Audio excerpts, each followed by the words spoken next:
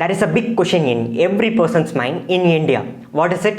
Whether India is facing a third wave of COVID-19 or India is yet to face third wave of COVID-19.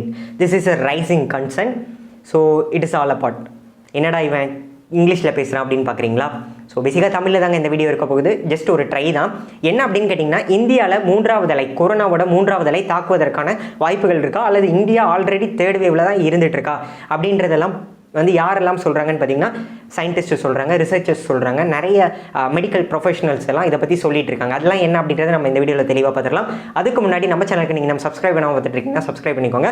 So பேசிக்காக எதனால் இந்த ஒரு விஷயம் பரவலாக பேசப்படுது அப்படின்றத நம்ம தெளிவாக பார்த்துடலாம். ஸோ என்ன அப்படின்னு கேட்டிங்கன்னா, இந்தியாவில் இப்போது ஒரு ஏப்ரல் மந்தில், ஒரு மே மந்தில் அதிக அளவில் கேசஸ் ஆனது ரிப்போர்ட் பண்ணப்பட்டு இருந்தது. ஆனால் இப்போது ஜூன் ஜூலையில் வந்து பார்த்திங்கன்னா அப்படியே படிப்படியாக கொஞ்சமாக குறைஞ்சிருக்கு கோவிட் கேசஸ் அப்படின்றத நம்ம இங்கே உணர்கிறோம். அது கூடவே வந்து பார்த்திங்கன்னா இப்போ நமக்கு நிறைய மாநிலங்களில் சில தளர்வுகள்லாம், ரிலாக்ஸேஷன்லாம் கிடைச்சிருக்கு. இதை பயன்படுத்திட்டு மக்கள் என்ன பண்ணுறாங்கன்னு பார்த்தீங்கன்னா, நிறைய சுற்றுலா பயணமாக மேற்கொள்கிறாங்க. அதாவது டூரிஸ்ட் ஸ்பாட்ஸுக்கு விசிட்டு போகிறாங்க. அங்கே பார்த்திங்கன்னா நிறைய டிராஃபிக் ஜாம்லாம் நடக்குது அப்படின்ற ஒரு விஷயம்லாம் நியூஸில் ரிப்போர்ட் பண்ணப்பட்டு இருக்கு. சரி, இதெல்லாம் வந்து பார்த்திங்கன்னா என்ன ஒரு காரணம், எதுக்கு ஒரு காரணமாக இருக்குதுன்னு பார்த்திங்கன்னா, மூன்றாவது அலைக்கு ஒரு காரணமாக இதெல்லாம் அமையலாம். இதெல்லாம் நான் சொல்லிங்க, சயின்டிஸ்ட் சொல்கிறாங்க, மெடிக்கல் ப்ரொஃபஷனல்ஸ் தெளிவாக சொல்கிறாங்க. ஸோ இப்போ நமக்கு நிறைய ரிலாக்ஸேஷன் கிடச்சிருக்கு, நிறைய பேர் டூரிஸ்ட் ஸ்பாட்ஸுக்கு போயிட்டுருக்காங்க. அது கூடவே நம்ம முக்கியமாக கவனிக்கக்கூடிய விஷயம் என்னவாக இருக்குன்னு பார்த்திங்கன்னா, இப்போ நமக்கு ரோட்டில் போகிறக்கு ரிலாக்ஸேஷன் இருக்குது. அது கூட மார்க்கெட் பிளேசஸ்க்கு, மார்க்கெட்டுக்கு எல்லாம் போகலாம். அந்த இடத்துல சமூக இடைவெளி அப்படின்ற ஒரு விஷயம் கடைபிடிக்கப்படுதா, சோஷியல் டிஸ்டன்சிங் அப்படின்றது முறையான அளவில் கடைபிடிக்கப்படுதா அப்படின்றதான் ஒரு மிகப்பெரிய கேள்வியாக எழுந்திருக்கு. ஸோ இதை பற்றிலாம் ஆய்வாளர்கள், சயின்டிஸ்ட் எல்லாம் என்ன சொல்கிறாங்க அப்படின்றத நம்ம தெளிவாக பார்க்கலாம். அதுக்கு முன்னாடி இன்னொரு விஷயம் வந்து பார்த்திங்கன்னா, உலக சுகாதார நிறுவனம் அல்லது உலக சுகாதார அமைப்பு அப்படின்ற ஒரு தலைமை, ஒரு சுகாதார அமைப்பு என்ன அப்படி சொல்கிற விஷயம் என்னவா இருக்குன்னு பார்த்திங்கன்னா, அதாவது டெல்டா வேரியண்ட் அப்படின்றது உலக நாடுகளுக்கு மத்தியில் மிகப்பெரிய அச்சுறுத்தலாக எழுந்திருக்கு அப்படின்ற ஒரு விஷயத்த WHO டைரக்டர் டெட்ராஸ் அதனம் கெப்ரிஷியஸ் வந்து தெளிவுபடுத்துகிறாருங்க.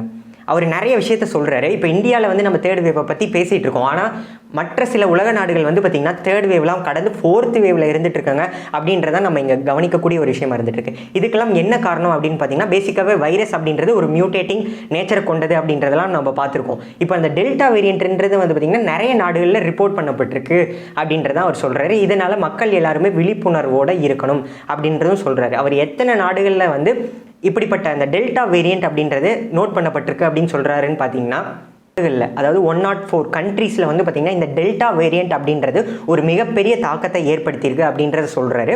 சில நாடுகள் வந்து இப்போ தேர்ட் வேவோட ஒரு பீக்கில் இருந்துட்டு இருக்காங்க. சில நாடுகள் வந்து பார்த்திங்கன்னா தேர்ட் வேவ்லாம் தாண்டி ஃபோர்த் வேவில் இருந்துட்டு இருக்காங்க அப்படின்றத நம்ம இந்த இடத்துல புரிஞ்சுக்கணும். ஸோ இந்தியாவில் நிறைய மெஷர்ஸ் எடுத்து இப்போ குறைந்த அளவில் கேசஸ் ரிப்போர்ட் பண்ணப்பட்டு இருக்கு அப்படின்றது ஒரு மகிழ்ச்சிகரமான விஷயமா இருந்தாலும், வைரஸ் அப்படின்றது ஒரு சேஞ்சிங் நேச்சர் கொண்ட ஒரு விஷயம். ஓகேங்களா? அதாவது அது மியூட்டேட் ஆகிட்டே இருக்கும். அந்த மியூட்டேஷன் வந்து பார்த்திங்கன்னா ஒரு புது வேரியண்ட்டை உருவாகிறதுக்கான வாய்ப்புகள் இருக்குது. அப்படி அது வந்து ஒரு புது வேரியண்ட்டாக மாறிடுச்சுன்னா அது எப்படிப்பட்ட தாக்கத்தை ஏற்படுத்தும், அதிக அளவில் ஒரு தாக்கத்தை ஏற்படுத்துமா, இல்லை இப்போ ஃபார் எக்ஸாம்பிள் டெல்டா வேரியண்ட் மாதிரி ஒரு தாக்கத்தை ஏற்படுத்துமா அப்படின்றதெல்லாம் நமக்கு போக போக WHO அவங்களோட அதிகாரப்பூர்வ ஆய்வுகள் மூலமாக நமக்கு அதிகாரப்பூர்வமான ஒரு விஷயத்த சொல்லுவாங்க. அதெல்லாம் நம்ம பொறுத்திருந்து பார்க்கலாம். சரி, இதெல்லாம் உலக அளவில் ஒரு பிரச்சனையாக இருந்தாலும் இப்போ இந்தியாவுக்குள்ளே நம்ம வருவோம்.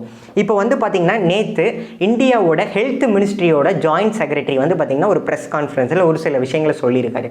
அதாவது இப்போ இந்தியாவில் இருக்கக்கூடிய மக்கள் வந்து பார்த்திங்கன்னா ரிலாக்ஸேஷன், ஒரு சில தளர்வுகள் கிடைச்சிருக்கு அப்படின்னு சொல்லிட்டு சாதாரணமாக போயிட்டு வந்துட்டு இருக்காங்க. நிறைய சோஷியல் டிஸ்டன்சிங், அந்த சமூக இடைவெளி அப்படின்றத மறந்துட்டு வந்து அவங்க வந்து ஒரு நெரிசலான ஒரு கும்பலாக போகிறாங்க. அவங்களுக்குலாம் வந்து முகக்கவசம் அணிகிறாங்களா இல்லையா அப்படின்றது வந்து பார்த்திங்கன்னா ஒரு கேள்விக்குரிய ஒரு விஷயமா இருந்துட்டு இருக்கு அப்படின்லாம் சொல்கிறாரு.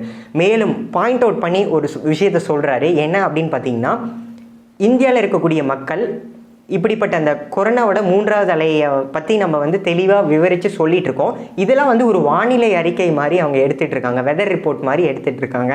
நாளைக்கு மழை பெய்யுமா பெய்யாதா அப்படின்னு சொல்கிற மாதிரி இந்த கொரோனாவோட மூன்றாவது அலையோட தாக்கத்தை பற்றி நம்ம தெளிவாக சொல்லிகிட்டு இருக்கோம். அதை வந்து ஒரு வெதர் ரிப்போர்ட் மாதிரி கன்சிடர் பண்ணிகிட்டு இருக்காங்க அப்படின்றதான் அவர் தெளிவாக சொல்கிறார்.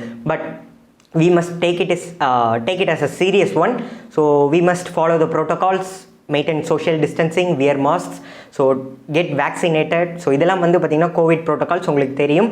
ஸோ யூஸ் சானிடைசர்ஸ், இது எல்லாமே இருந்துகிட்ருக்கு. ஸோ இதெல்லாம் ஒரு விஷயமா இருந்தாலும் இன்னொரு விஷயம் என்னென்னு பார்த்திங்கன்னா, நம்ம எய்ம்ஸ், அதாவது all India institute of medical science, அதோட சீஃப், அதாவது டைரக்டர் அப்படின்னு நம்ம சொல்லலாம், டாக்டர் ரந்தீப் குலேரியா, அவர் ஒரு சில விஷயங்களை நமக்கு தெளிவுபடுத்துகிறாரு.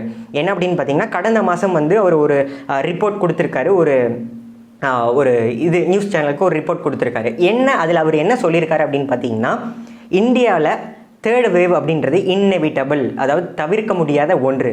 அது எப்போ வரும் அப்படின்னு அவர் கணிச்சு சொல்லியிருக்காரு அப்படின்னு பார்த்தீங்கன்னா, இன்னும் போன மாதம் சொன்னது, இன்னும் 6 வாரங்கள் அல்லது 8 வாரங்களுக்குள்ள இந்த கோவிட் தேர்ட் வேவ் அப்படின்றது இந்தியா சந்திக்க நேரிடும் அப்படின்றாரு. சரி, இதிலிருந்து நம்ம வந்து நம்மளை ப்ரிவெண்ட் பண்ணிக்கணும்னா என்ன பண்ணணும் அப்படின்னு பார்த்தீங்கன்னா, அக்ரெசிவான ஒரு கோவிட் ப்ரோட்டோகால்ஸை நம்ம ஃபாலோ பண்ணணும். அதாவது இப்போ வந்து தளர்வுகள் ஏற்பட்டிருக்கு அப்படின்னு சொல்லிட்டு மக்கள் வந்து சமூக இடைவெளியை வந்து கரெக்டாக பின்பற்றுறதில்லை, ஸோ முகக்கவசம் அணிவதில்லை அப்படின்றதெல்லாம் வந்து ஒரு பிரச்சனையாக இருந்துகிட்ருக்கு. இதனால் அவங்க மக்கள் எல்லாமே முதல் வேவ்லேருந்து நம்ம இரண்டாவது, அதாவது அந்த கோவிடோட முதல் அலையிலேருந்து இரண்டாவது அலைக்கு என்ன ஒரு பாடமாக நம்ம எடுத்துகிட்டு போனோம் அப்படின்றத மறந்துட்டு இப்போ 3வது அலைக்கு நம்ம இந்திய மக்கள் வந்து பார்த்திங்கன்னா ஒரு வழிவகை செய்கிறாங்க அப்படின்றத அவர் தெளிவாக சொல்கிறாரு. ஸோ இதனால் கோவிட் ப்ரோட்டோகால்ஸை சீரியஸாக ஃபாலோ பண்ணணும் அப்படின்றத அவர் சொல்கிறாரு. ஸோ எவ்வளோ சீக்கிரம் பீப்புள் எல்லாம் முன் வந்து வேக்சினேஷன் போட்டுக்கிறாங்களோ அவ்வளோ வந்து நம்மளை தேர்ட் வேவ்லேருந்து ப்ரிவெண்ட் பண்ணிக்கலாம் அப்படின்றதும் அவர் தெளிவாக சொல்கிறாரு. ஸோ ஸ்டாண்டர்ட் ஆப்ரேட்டிங் ப்ரொசீஜர்ஸான இந்த மாஸ்க் அணிகிறது, அப்புறம் வேக்சின் போட்டுக்கிறது, சோஷியல் டிஸ்டன்சிங் மெயின்டைன் பண்ணுறது, சானிடைசர்ஸ் யூஸ் பண்ணுறது, இது எல்லாத்தையும் வந்து நம்ம ப்ராப்பராக ஃபாலோ பண்ணோன்னா கொஞ்சம் கேசஸ் வந்து ரிப்போர்ட் ஆகிறது கம்மியான அளவில் ரிப்போர்ட் ஆகும் அப்படின்றதும் அவர் தெளிவாக சொல்கிறார். சரி, இவர் ஒரு விஷயங்கள் எல்லாமே நமக்கு சொல்லியிருக்காரு.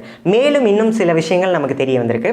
அதாவது நித்தி ஆயோக், அந்த நித்தி ஆயோக்கில் வந்து பார்த்திங்கன்னா one of the health member வந்து பார்த்திங்கன்னா டாக்டர் வி.கே. பால் அப்படின்றவர், அவரு ஒரு சில விஷயங்களை நமக்கு தெளிவுபடுத்துகிறார்.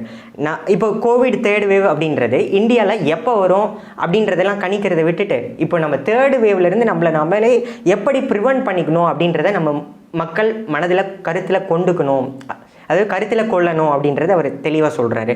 பேசிக்காக எல்லாருமே ஒரு ஸ்ட்ரெஸ் பண்ணி சொல்லக்கூடிய விஷயங்கள் என்னென்னா, தளர்வுகள் அறிவிக்கப்பட்டிருக்கு அப்படின்னு சொல்லிட்டு தேவையில்லாமல் டூரிஸ்ட் ஸ்பாட்ஸ் போகிறேன் அப்படின்னு சொல்லிட்டு மக்கள் படையெடுக்கிறதாகவோ, இல்லை ஒரு மார்க்கெட் பிளேஸ், ஒரு கன்ஜஸ்டடான ஒரு பிளேஸ் இருக்குதுன்னு வச்சுக்கோங்களேன், அங்கே கோவிட் ப்ரோட்டோகால்ஸ் ஃபாலோ பண்ணாமல் இருக்கிறதோ இன்னொரு வேவுக்கு நம்மளை உட்படுத்தும் அப்படின்றத தெளிவுபடுத்துகிறாரு. ஸோ இதெல்லாம் வந்து நம்ம எப்போ வரும் அப்படின்றத ப்ரெடிக்ட் பண்ணுறதை விட்டுட்டு எப்படி கண்ட்ரோல் பண்ணலாம் அப்படின்றத வந்து நமக்கு தெளிவாக சொல்கிறாங்க. ஓகேங்களா? ஸோ இதெல்லாம் வந்து நம்ம ஒரு கருத்தில் கொள்ளக்கூடிய ஒரு முக்கியமான விஷயமா இருந்துகிட்ருக்கு. மேலும் நிறைய ரிப்போர்ட்ஸ் வந்து பார்த்திங்கன்னா நமக்கு கிடச்சிருக்கு. எஸ்பிஐ வந்து பார்த்திங்கன்னா அவங்களோட ரிப்போர்ட்டில் தேர்ட் வேவ் வரும் அப்படின்னு சொல்லியிருக்காங்க. அது போக வந்து பார்த்திங்கன்னா ப்ரைவேட்டாக நிறைய பேர் வந்து சில பல அனலைசிஸ்லாம் பண்ணியிருக்காங்க. அதில் எல்லாருமே வந்து பார்த்திங்கன்னா இப்போது பிப்ரவரி மந்தில் இருந்ததை விட இப்போது இந்த ஜூலையோட செகண்ட் வீக்கில் பிப்ரவரி மந்தில் வந்து பார்த்திங்கன்னா தேர்ட் வேவ் அப்படின்றது கொஞ்சம் பீக் ஆக ஆரம்பிச்சது அப்படின்னு நம்ம சொல்லலாம். இந்த வருஷத்தோட பிப்ரவரி மந்தில் செகண்ட் வேவ் அப்படின்றது இப்போது இந்த ஜூலையோட செகண்ட் வீக்குமே வந்து பார்த்திங்கன்னா ஒரு டெத் டோலாக இருக்கட்டும், இல்லை அந்த நம்பர் ஆஃப் கேசஸ் ரிப்போர்ட்டடாக இருக்கட்டும், அல்லது ஆக்டிவ் கேசஸ் இப்போ இருக்கிற விஷயமா இருக்கட்டும், எல்லாமே வந்து பார்த்திங்கன்னா ஒரு ரைசிங் கன்சர்னாக இருக்குது அப்படின்றதும் ஒரு ப்ரைவேட் இண்டிவிஜுவல் வந்து சொல்கிறாரு. ஸோ அவர் வந்து யாருன்னு பார்த்திங்கன்னா ஒரு எமினன்ட் சயின்டிஸ்ட் தான். ஓகேங்களா? ஸோ எமினன்ட் ஃபிசிஸ்ட் அப்படின்னு நம்ம சொல்லலாம். ஸோ இதெல்லாம் ஒரு பக்கம் இருந்தாலும் இன்னும் ஐடியில் இருக்கக்கூடிய ப்ரொஃபசர்ஸ் அவங்களுமே சில ஆய்வுகளை மேற்கொள்கிறாங்க. அதில் வந்து பார்த்திங்கன்னா ஒரு சூத்ரா மாடல் அப்படின்னு இருக்குது. அது என்ன மாடல் அப்படின்னு பார்த்திங்கன்னா, பேஸ்ட் ஆன் த ரிப்போர்ட்ஸ் ஒரு சில விஷயங்களை சொல்கிறாங்க. இப்போது தேர்ட் வேவை ப்ரிடிக்ட் பண்ணுற விஷயங்களில் அவங்களாம் ஈடுபட்டிருக்காங்க. இதுக்கு முன்னாடி ஃபஸ்ட் வேவும் ப்ரிடிக்ட் பண்ணியிருக்காங்க, அதுபோக செகண்ட் வேவும் அவங்க ப்ரிடிக்ட் பண்ணியிருக்காங்க. அது எல்லாமே கரெக்டாக அந்த நாளில் நடந்திருக்கு அப்படின்றத நம்ம இங்கே கவனிக்கக்கூடிய ஒரு விஷயமா இருந்திருக்கு. ஸோ தேர்ட் வேவையும் அவங்க வந்து ப்ரிடிக்ட் பண்ணியிருக்காங்க, இந்த ஒரு காலகட்டத்தில் நடக்கும் அக்டோபர் மந்தில் அப்படின்றது எல்லாமே ப்ரிடிக்ட் பண்ணியிருக்காங்க. இதெல்லாம் நமக்கு வந்து ஒரு தகவலாக இருந்துகிட்ருக்கு. பட் அதிகாரப்பூர்வமாக நமக்கு வந்து நம்மளோட ஹெல்த் மினிஸ்ட்ரி என்ன சொல்கிறாங்க, அது போக WHO என்ன சொல்கிறாங்க அப்படின்றது எல்லாமே நம்ம பொறுத்திருந்து தான் பார்க்கணும். ஸோ பேசிக்காக வந்து எல்லோரும் சேஃபாக இருங்க, வீட்லேயே இருங்க. தேவையுள்ள விஷயம் இருந்ததுன்னா வெளியே போங்க. ஸோ லைவ்லிஹுட் அப்படின்றது ஒரு முக்கியமான விஷயம் தான், வாழ்வாதாரம் அப்படின்றது ஒரு முக்கியமான விஷயம் தான். ஸோ அதுக்காக நம்ம வெளியே போகலாம், பட் தேவையில்லாமல் வெளியே போகக்கூடாது அப்படின்றத நான் இந்த இடத்துல தெளிவாக சொல்ல வரேன். ஸோ பேசிக்காக இதுதான் நான் இன்றைக்கி உங்களுக்கு சொல்ல வந்த விஷயங்கள். மேலும் நல்ல ஒரு வீடியோவோட உங்களை எல்லாம் சந்திக்கிறேன். அண்டில் தென் பாய்.